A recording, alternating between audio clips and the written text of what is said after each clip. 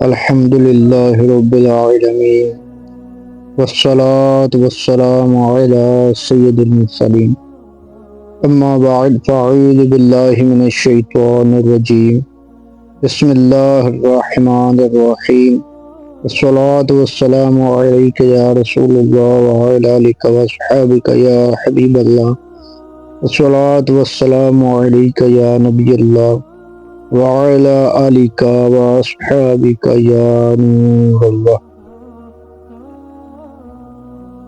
نبی پاک صلی اللہ تعالی علیہ وآلہ وسلم کا فرمان عالی شان ہے کہ جس نے مجھ پر ایک مرتبہ درود پاک پڑھا، اللہ عز و جل اس پر 10 رحمتیں نازل فرماتا ہے۔ صلو علی الحبیب صلی اللہ تعالی علی محمد صلی اللہ علیہ وآلہ وسلم۔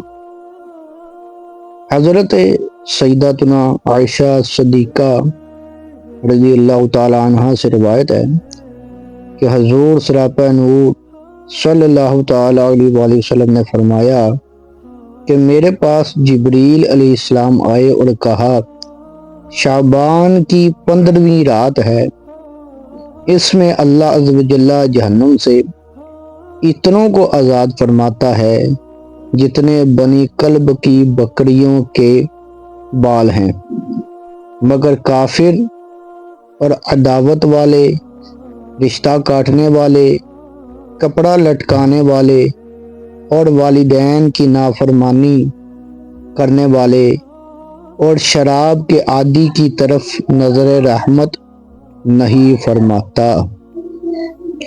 حدیث پاک میں کپڑا لٹکانے والے کا جو بیان ہے، اس سے مراد وہ لوگ ہیں جو تکبر کے ساتھ ٹخنوں کے نیچے تہبند یا پجامہ یا لمبا کرتا وغیرہ لٹکاتے ہیں۔ کروڑوں حنبلیوں کے عظیم پیشوا حضرت سیدنا امام احمد بن حنبل رضی اللہ تعالی عنہ نے حضرت سیدنا عبداللہ ابن عمر رضی اللہ تعالی عنہ سے جو روایت نقل کی، اس میں قاتل کا بھی ذکر ہے۔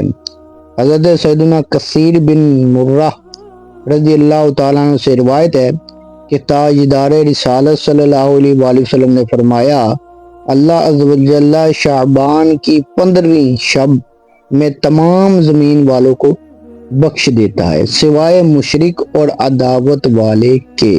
اب میرے میٹھے اور پیارے اسلام بھائیوں، حضرت سیدنا امام بہقی شافعی رحمۃ اللہ تعالی علیہ فضائل الاوقات میں نقل کرتے ہیں کہ رسول اللہ صلی اللہ علیہ وآلہ وسلم کا فرمان عبرت نشان ہے کہ 6 آدمیوں کی اس رات بھی بخشش نہیں ہوگی۔ نمبر 1، شراب کا عادی۔ نمبر 2، ماں باپ کا نافرمان۔ نمبر 3، زنا کا عادی۔ نمبر 4، قطع تعلق کرنے والا۔ نمبر 5، تصویر بنانے والا۔ اور نمبر 6، چغل خور۔ میرے میٹھے اور پیارے اسلام بھائیوں، ذرا غور تو کیجیے، یہ رات اتنی نازک رات ہے کہ اس رات میں لکھا جائے گا کہ یہ بندے نے اس سال حج کرنا ہے کہ نہیں کرنا۔ اس سال لکھا جائے گا کہ اس بندے نے مدینہ پاک کی حاضری دینی ہے یا نہیں دینی۔ اس رات اس کی قسمت میں لکھا جائے گا کہ اس نے کب مر جانا ہے اور کب نہیں مرنا، یعنی اس سال اس بندے نے مرنا ہے یا نہیں مرنا۔ یہ سارا کچھ اس رات کو لکھا جائے گا کہ اس بندے نے حج کرنا ہے یا نہیں کرنا، مدینہ پاک کی حاضری اس کے نصیب میں ہے یا نہیں ہے، یا اس کے نصیب میں موت ہے یا نہیں ہے۔ تو یہ بہت ہی نازک رات ہے۔ اس رات کو اللہ تبارک و تعالیٰ کی بارگاہ میں ہمارے اعمال پیش ہوں گے۔ اس رات فیصلے کیے جاتے ہیں، اور نبی پاک صلی اللہ تعالیٰ علیہ وآلہ وسلم شعبان میں کثرت سے روزے رکھا کرتے تھے۔ اور جب صحابہ نے پوچھا تو عرض کی، یا رسول اللہ صلی اللہ علیہ وآلہ وسلم، آپ اس ماہ شعبان میں بہت روزے رکھتے ہیں، اتنے روزے اور مہینے میں نہیں رکھتے۔ تو فرمایا کہ مجھے یہ پسند ہے کہ جب اللہ کی بارگاہ میں میرے اعمال پیش کیے جائیں تو میں روزے سے ہوں۔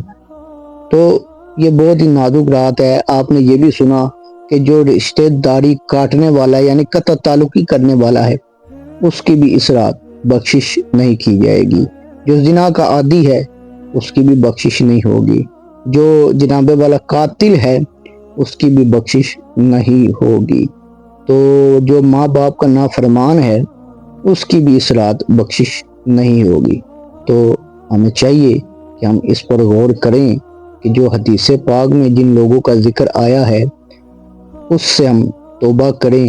ایسی کوئی برائی جو حدیث پاک میں واضح طور پر بیان کر دی گئی ہے کہ ایسے لوگ ہیں جن کی اس رات بھی بخشش نہیں کی جائے گی، تو ہمیں چاہیے ہم اس پر غور کریں اور اپنی بخشش کے لیے جو جن سے ہم نے قطع تعلقی کی ہوئی ہے ان سے ہم تعلق جو ہے وہ واپس جوڑیں، اور جو قتل کرنے والے ہیں جو ایک سیکنڈ نہیں لگاتے جناب بندوق اٹھا کر جناب مارنے کے لیے نکل پڑتے ہیں اور سوچتے بھی نہیں ہیں، عرض ہے غور کر لیجئے کہ ہمیں کیا چاہیے، دنیا چاہیے یا آخرت چاہیے؟